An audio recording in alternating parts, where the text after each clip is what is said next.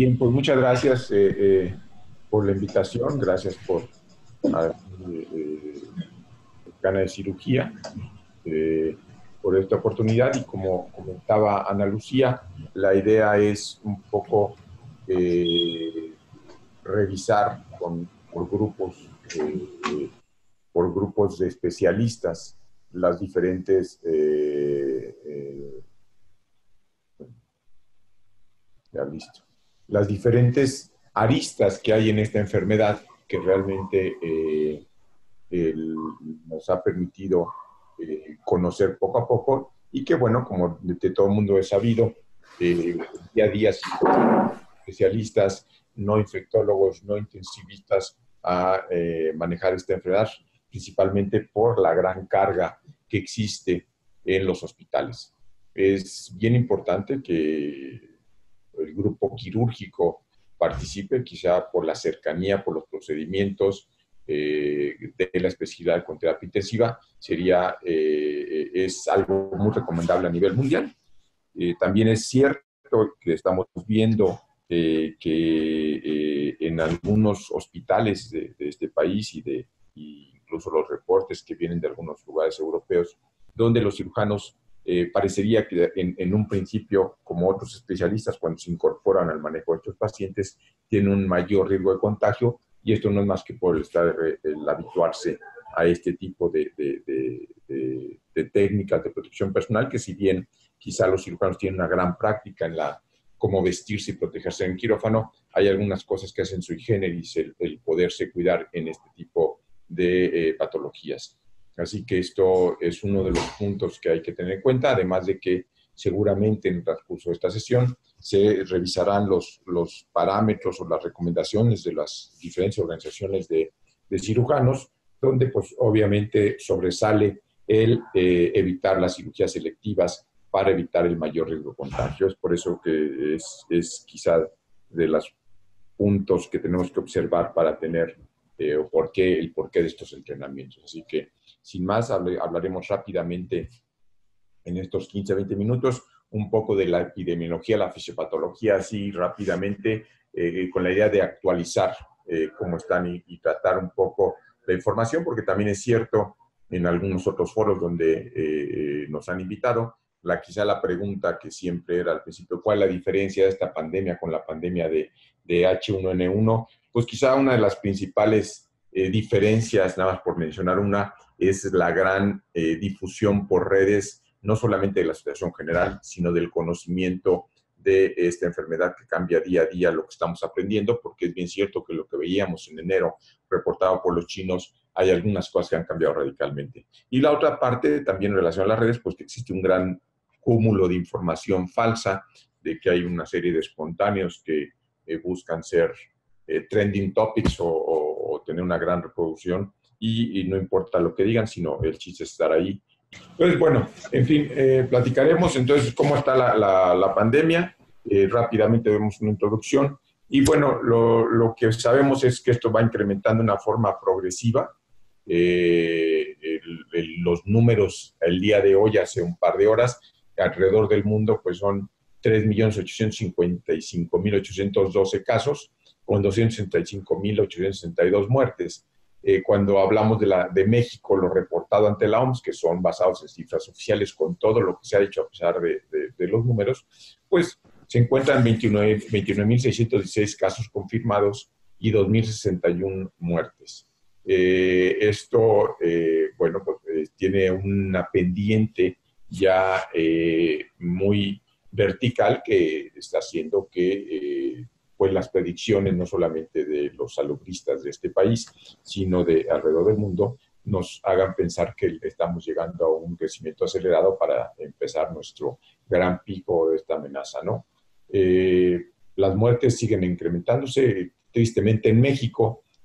parece que esta mortalidad está siendo mayor que la reportada incluso por los italianos o los españoles, que llega a ser de un 10%, mientras que lo reportado alrededor del mundo ha sido aproximadamente el 5%. Esto quizá, entre otras cosas, porque también subestimamos en un principio con los datos chinos la parte de la transmisión, ¿no? Se pensaba que era una transmisión muy similar a influenza, que era con un R0 que se llama entre 1 y 2. Sin embargo, ahora lo que estamos viendo es que es una transmisión muy cercana, probablemente entre 5 y 7, lo cual nos está hablando de esta gran potencial de contagio de este virus, que además viene con una gran mortalidad, que parecería que se nos olvidó lo que pasó en el 2003 cuando la epidemia de SARS en Hong Kong y en Canadá, y después que después fue fácilmente controlada quizá por buenas medidas en esos dos países y que nos ayudó a mitigarla. Se mitigó relativamente rápido y quizá por eso también lo menospreciamos o tendemos a olvidar lo que es un SARS, y el SARS es algo sumamente contagioso. Entonces, eso es lo que tenemos que tener en mente. Es un virus que aparentemente viene de los murciélagos, digo aparentemente porque los estudios recientes parecería que tiene algunas diferencias en la secuenciación de hasta 300 aminoácidos, lo cual parece que nos falta ver un transmisor probablemente en medio. Lo que sí es cierto es que parecería ser una zoonosis y que esto se da en el mercado de alimentos de Wuhan. Lo interesante de este virus, o lo nuevo de este virus, que en un momento también se dio a pensar que podía tener relación a aquellos pacientes que tenían patología de hipertensión arterial, es su receptor de los CECAS, del ECA2, donde se fija con estas espículas que le dan la característica vista como de una corona, por lo cual adquiere su nombre coronavirus, y esto hace que a través de esta fijación a los receptores, que es muy interesante porque aquí también vendría, y nada más lo voy a mencionar para dejar la curiosidad, el posible efecto de la deficiencia de vitamina D en estos pacientes que se infectan más, y que además haría mucho sentido con estos largos periodos o estos otoños de invierno, que es cuando más se presentan estos virus, ¿no? A partir de esta replicación en las células que están en pulmón, esta infección empieza a duplicarse, a almacenarse y a liberarse a los otros lugares de la economía, teniendo tres factores importantes. Esta afección pulmonar, que tiene dos tipos: aquel paciente que se infecta y que tiene una complianza casi normal, pero que tiene mucho deterioro de la oxigenación, que responden fácilmente o responden principalmente a suplementos de oxígeno, y aquellos otros que tienen un gran SIRPA, como cualquier caso de sepsis, que está ocasionado por esta neumonía o estos infiltrados, podríamos decirlo, por los cuestionamientos que se hacen en el pulmón y que tienden a deteriorar mucho a los pacientes, y que es un pulmón mucho más rígido. Además de esto, recordemos pues la gran respuesta que monta a nivel de interleucinas, similar, no en magnitud, pero sí en forma de actuar en los casos de sepsis graves, al igual que los factores que desencadenan la gran respuesta desde el punto de vista de la coagulación. Y esto también parecería que está ligado a esta inflamación, a la activación de complemento y obviamente a la activación de toda esta cascada de la coagulación, teniendo también como factor central el factor de activación tisular. Todo esto hace que los cuadros sean tan floridos en estos pacientes, que estamos viendo obviamente afección pulmonar con requerimiento de ventilación mecánica en los casos más graves, la respuesta a esta gran inflamación, a las citocinas, y después esta gran sintomatología relacionada a efectos trombóticos, en pocos casos coagulando, también de coagulopatía y sangrados, en el menor de los casos, pero sí estamos viendo mucha afección relacionada a isquemia por efectos trombóticos a nivel vascular. Así que esto nos hace que tengamos un cuadro muy agresivo y que requiere una gran intervención, tristemente en los casos graves, en terapia intensiva, y que, bueno, esta parte de estas tres componentes ha hecho que mucha gente saque 50,000 ya desde panfletos hasta videos en Facebook y en Twitter diciendo que no es una enfermedad que necesita ventilación mecánica, que se mata a los pacientes que se ventilan, etcétera, etcétera, cuando realmente es parte todo de un cuadro complejo. Por lo tanto, así hay que abordarlo. Es un abordaje multidisciplinario con muchas enfermedades en terapia intensiva. Y la otra cosa importante es decir que hasta el momento no existe alguna terapéutica específica contra el virus. Existen muchos, se ha manoseado también, y cuando uno ve el caso de quizá el más controversial ahorita es el de la cloroquina y la hidroxicloroquina.